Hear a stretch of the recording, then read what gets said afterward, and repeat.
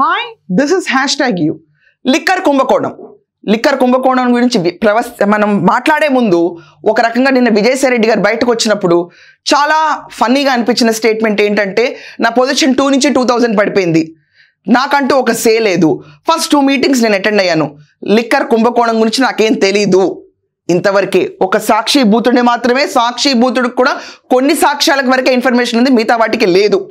ఇది నిన్న పేర్కొన్న ప్రెస్ మీట్లో క్లుప్తంగా చెప్పాలనుకుంటే ఈ పాయింట్స్ చెప్పాలి. రాజ్రెడ్డి కసిరెడ్డి రాజశేఖర్ రెడ్డి ఈ క్యాండిడేట్ ఎక్కడున్నారు? లుకౌట్ నోటీస్ ఉంది ఆంధ్రప్రదేశ్లో. లిక్కర్ స్కామ్లో కీలకమైన పాత్ర పోషించిన రాజ్ కసిరెడ్డి ఎక్కడున్నాడంటే లుకౌట్ నోటీస్ ఉన్నా కూడా బై రోడ్ వెళ్ళిపోవచ్చు కాబట్టి నేపాల్ పారిపోయాడని కూడా చాలామంది అంటున్నారు. Is it true or wrong? No one can judge. కానీ పోయిన ప్రభుత్వం ఎలక్షన్ల ముందు వచ్చేటప్పుడు హామీ ఏం పెట్టుకుని వచ్చారు? మద్యపాన నిషేధమే ఈరోజు మద్యమే ఒక కుంభకోణం కింద తయారైంది ఆ ప్రభుత్వంలో. 2 లక్షల కోట్లకు పైగా కుంభకోణం చేసిన ఆంధ్రప్రదేశ్ ప్రభుత్వంలో లాస్ట్ 10 yearsలో India world wide this one of the biggest scam కింద ఎస్టాబ్లిష్ అయింది. 2 లక్షల కోట్లు ఢిల్లీ లిక్కర్ స్కామ్ ని హైలైట్ చేసి ఈ రోజు దాకా ప్రస్తావించారు. కానీ ఆంధ్రప్రదేశ్ లిక్కర్ స్కామ్ ని కనుక ఎవరైనా తవ్వి చూస్తే 2 లక్షల కోట్లకు పైగా డెంట్ పడింది. ఈ ఖజానా డబ్బులు ఎక్కడికి వెళ్ళి? ఇది పెద్ద క్వశ్చన్ మార్క్ ఆంధ్రప్రదేశ్లో. కొంతమంది కుర్చీల కేసర్లు వస్తాయి, కింగ్ పిన్స్ చాలా మంది ఉన్నారు. స్త్రీయా పురుషులా ఈ కింగ్ పిన్ అనేది? మహిళ లేకపోతే ఒక మగ వ్యక్త? తెలియదు ఎవరికి. కింగ్ పిన్ అనే వాళ్ళు ఎవరో పేర్లు తెలియనప్పుడు how can we discriminate the gender? It's a common sense. ఈ particular issue if you look into it in little more detail way, మద్యపాన నిషేధం చేస్తానని తీసుకొచ్చి బ్రెవరీస్ కార్పొరేషన్ పైన వచ్చే ఇన్కమ్ని 25 ఏళ్లకు తాకట్టు పెట్టేసి దానిపైన అప్పులు తీసుకొచ్చి రాష్ట్రాన్ని నడిపింది పోయిన 10 yearsలో గవర్నమెంట్. మద్యపాన నిషేధం చెప్పడం ఏంటి? 25 ఏళ్ల పాటు ఖచ్చితంగా మా రాష్ట్రంలో ప్రజలు తాగుతారు, దానిపైన నాకు అప్పులు ఇచ్చేయండి అని తీసుకెళ్ళమండి. ఏంటి ఇది? ద్వంద్వ వైఖరి. మద్యపాన నిషేధం చేస్తే వాటిపైన అప్పులు రావు, ఖచ్చితంగా రెవెన్యూ ఉండదన్న శాఖగా ముందుకు వెళ్ళాలి. లేదే, ఖచ్చితంగా తాగుతారు మా రాష్ట్రంలో, 25 ఏళ్లకు సరిపడా వచ్చే రెవెన్యూ మీద మాకు బేస్ చేసుకుని అప్పులు తీసుకొచ్చారంటే సంపూర్ణ మద్యపాన నిషేధానికి వీళ్ళు అంగీకరించారా? చెప్పండి ఎవరైనా. I leave it to the viewers to justify the statement. ద్వంద్వ వైఖరుల్లో మనకి ఇచ్చిన ప్రామిసెస్ చాలా మిస్లీడ్ అవుతాయి. అలాంటి దాంట్లో మద్యపానం ఫస్ట్ ఉంటుంది. ఎవరన్నా నేను చేస్తాను అన్నప్పుడు ఖచ్చితంగా నిర్మూలిస్తారు.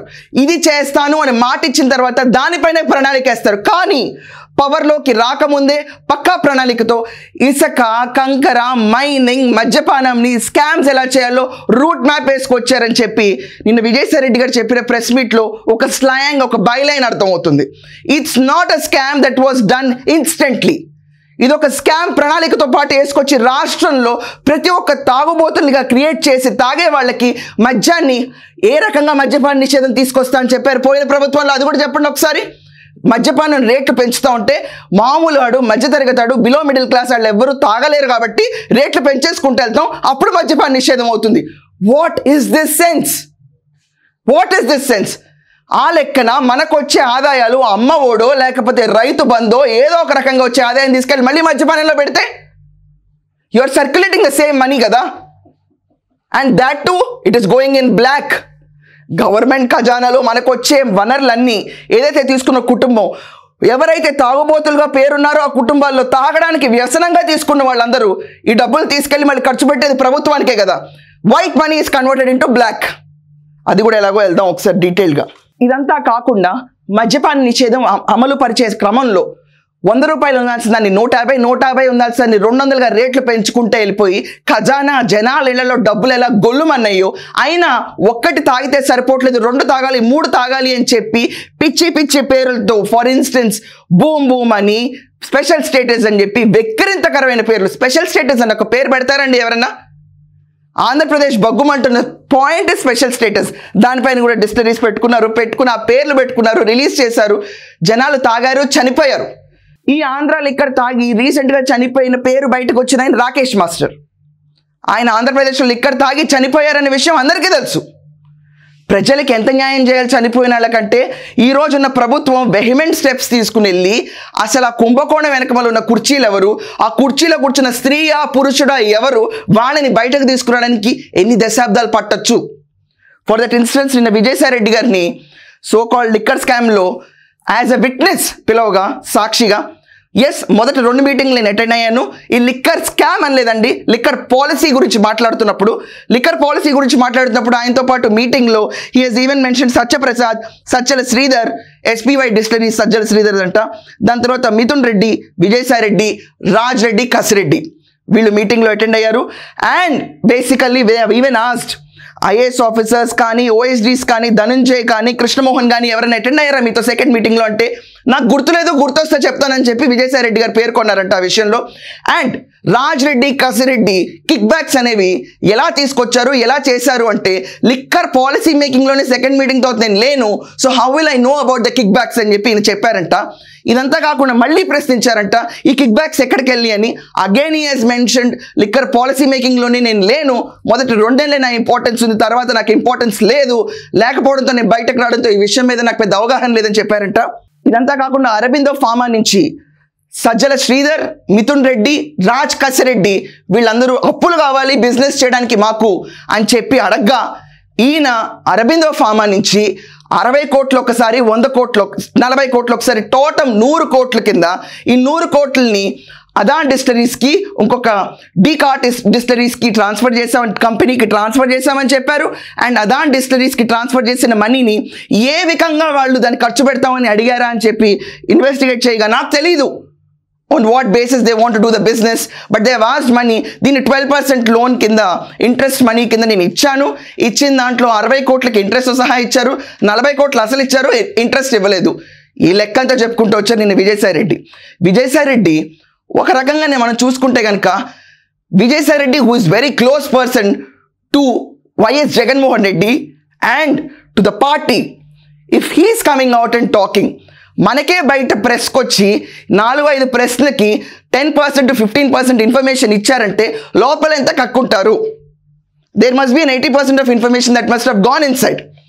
కానీ he didn't say much about it. Anyways యాంటిసిపేషన్లో ఉంటుంది.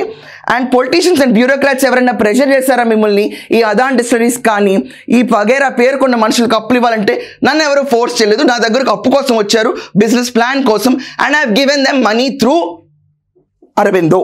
ఇదంతా కాకుండా హీ ఈవెన్ ఎక్స్ప్లెయిన్డ్, నన్ను అడిగారు సెల్లర్ ఇస్ ఇన్ ఒరిస్సా లిక్కర్కి, buyer is in Tamil Nadu, Andhra Pradesh state tariffs ఏదైతే ట్యాక్సెస్ ఉన్నాయో ట్రాన్స్మిట్కి ఆ ట్యాక్సెస్ అన్ని జీరో చేశారు అని చెప్పి విషయం మీద హీ ఈవెన్ సెడ్ నాకు తెలీదు, but this is one of the scam Andhra Pradesh has ever faced.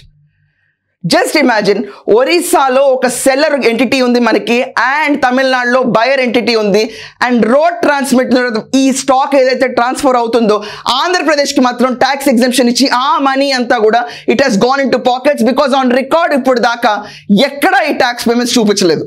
Isn't this a scam? దాని తర్వాత క్యాష్ కొరియర్స్గా ఎలా వాడారు అంటే 3 వ్యవస్థలు దీనికి నిర్మించబడ్డాయి. క్యాష్ కొరియర్స్గా ఒక వ్యవస్థ కింద 3 చేంబర్ సిస్టమ్ కింద పెట్టుకుని they've converted the money into gold and the gold has been sent to Tadepalli. ఇది న్యూస్ పేపర్స్ రాసిన న్యూస్. దీని గురించి విశ్లేషకులు ఏమనుకున్నా నాకు పర్లేదు బికాజ్ ఆఫ్ ప్రింటెడ్ న్యూస్. దీని గురించి వస్తే how the cash has been carried అంటే నాకు తెలియదు అని కూడా సమాధానం చెప్పారు. And when you come to this Raj Kasireddy through PVS spirits, he has designed new brands. ఈ బ్రాండ్స్ అన్నిటిని తీసుకెళ్ళిపోయి సింపుల్గా ఎక్స్ప్లెయిన్ చేయాలంటే, ఫర్ ఎగ్జాంపుల్ మనకి విజయవాడే ఉందనుకోండి, విజయవాడలో మెయిన్ షాప్స్ ఏదైతే ఆథరైజ్ షాప్స్ ఉన్నాయో ఇదివరకటి మన కాలంలో ఎలా ఉండేదంటే ఆక్షన్ చేసి షాప్స్ ఇచ్చేవాళ్ళు. కానీ in the last 5 years tenure ఒక ప్రణాళికతో వచ్చి ఆంధ్రప్రదేశ్ని దోచుకుందాం అనుకున్న ఒక ప్రణాళిక జరిగినప్పుడు as it is looking now because the scam is too big, ఇది ఖచ్చితంగా ప్రణాళిక బట్టి దోచుకున్నారు అని చెప్పి అభియోగాలు ఉన్నాయి వీళ్ళ పట్ల. వచ్చినప్పుడు ఆక్షన్ లేకుండా షాప్స్కి ఆథరైజేషన్ ఇచ్చినప్పుడు రాజ్ కసిరెడ్డి, మిథున్ రెడ్డి వీళ్ళందరూ స్టాక్ని డైరెక్ట్గా వీళ్ళ డిస్టిలరీస్ ఏదైతే లీజ్కి తీసుకున్నారో లేకపోతే వాళ్ళ సొంత డిస్టిలరీస్గా ఎస్టాబ్లిషర్స్ కొనుక్కున్నారో వాటి నుంచి వచ్చిన ఈ boom stocks or new brands release అయిన డైరెక్ట్ షాప్స్ పంపించకుండా బెల్ట్ షాప్స్కి పంపించారు. బెల్ట్ షాప్స్లో కూడా when they are putting up దీనికి కావాల్సిన మెటీరియల్ ఆర్ ఫర్ మేకింగ్ దేనికైనా బిల్లింగ్స్ అన్నీ కూడా తాడేపల్లికి ఖచ్చితంగా అకౌంట్స్ ఉన్నాయని మాత్రం అందరూ అంటున్నారు. And for public purpose or for investigation వెళ్తే ఈ రికార్డ్స్ని తగలబెట్టేశారు. ఫర్ ఎగ్జాంపుల్ 100 క్యాన్లు 100 బాక్సులు కనుక మనం బెల్ట్ షాప్స్కి సప్లై చేసామంటే దీంట్లో 10 బాక్సుల వరకే వైట్ ట్రాన్సాక్షన్ చూపిస్తున్నారు స్టేట్ ట్యాక్స్ కింద, అండ్ మిగతా 90 బాక్సులు has been done with cash transaction which are not accounted to the state ఖజానాలో నింపని ఇలాంటి లిక్కర్, చీప్ లిక్కర్ తాగి చనిపోయిన వాళ్ళు 100 మంది. ఆంధ్రప్రదేశ్లో. 100 అంటారా 1000 అంటారా నాకైతే ఎగ్జాక్ట్ ఫిగర్ తెలియదు, but there have been a grand death drinking this kind of cheap liquor and this has even led families to poverty. ఉన్న డబ్బులన్నీ డబుల్ ప్రైస్కి ట్రిపుల్ ప్రైస్కి కొనుక్కునే ఆల్కహాల్లో మునిగి తేలిపోయిన రాష్ట్రం ఆంధ్రప్రదేశ్ అయింది. అండ్ పక్క రాష్ట్రాలకు వెళ్ళి సంతృప్తిగా తాగి తిరిగి రాష్ట్రానికి వెళ్ళిన జనాలు కూడా చాలా మీమ్స్ చూసాం మనం. If you look in to the brief synergy, ఇక్కడ కింగ్ పిన్ని పట్టుకోవాలంటే రావాల్సింది ఎవరు? రాజ్ కసిరెడ్డి. రాజ్ కసిరెడ్డి గురించి ఇన్వెస్టిగేట్ చేస్తే he has already invested in hospital in Hyderabad, he has an office in Hyderabad and he is the producer for many films అని కూడా చాలా మందికి ఇన్వెస్టిగేషన్లో తేలుతుంది. ఈ డబ్బులు ఎక్కడి నుంచి వచ్చినాయి రాజ్ కసిరెడ్డికి? ఈ డబ్బుల చిట్టా మొత్తం లాగి క్వశ్చన్ చేస్తే రాజ్ కసిరెడ్డి మూలాలు ఎక్కడి నుంచి వస్తాయి? రాజ్ కసిరెడ్డి ఎవరికి డబ్బులు ఇచ్చాడు? ఈ డబ్బుల ట్రాన్సాక్షన్ వైట్ అండ్ బ్లాక్ ఏదైతే నడుపుతున్నాడో, సినిమాలు తీసి సినిమాల నుంచి వచ్చిన డబ్బులు వైట్గా తీసుకొచ్చి చలామణి అవుదాం అనుకున్న రాజ్ కసిరెడ్డి ఈరోజు పరారులో ఉన్నాడు. పోలీసులు నోటీసులు ఇవ్వగా వీళ్ళకందరికీ తెలిసిన విషయం ఒకటే, మాకు తెలియదు నేపాల్లో ఉంటాడేమో అని ప్రస్ఫుటంగా చాలా మంది డౌట్స్ ఎగ్జిబిట్ చేస్తున్నారు. ఒకవేళ రాజ్ కసిరెడ్డి కనుక దొరికితే ఇది ఒక పార్టీని నిలువున చీల్చి వాళ్ళ రూట్స్ నుంచి బయటకు లాగి పడేసే సిచ్యువేషన్ మాత్రం ఆంధ్రప్రదేశ్ చూడబోతుంది. Let's wait and see.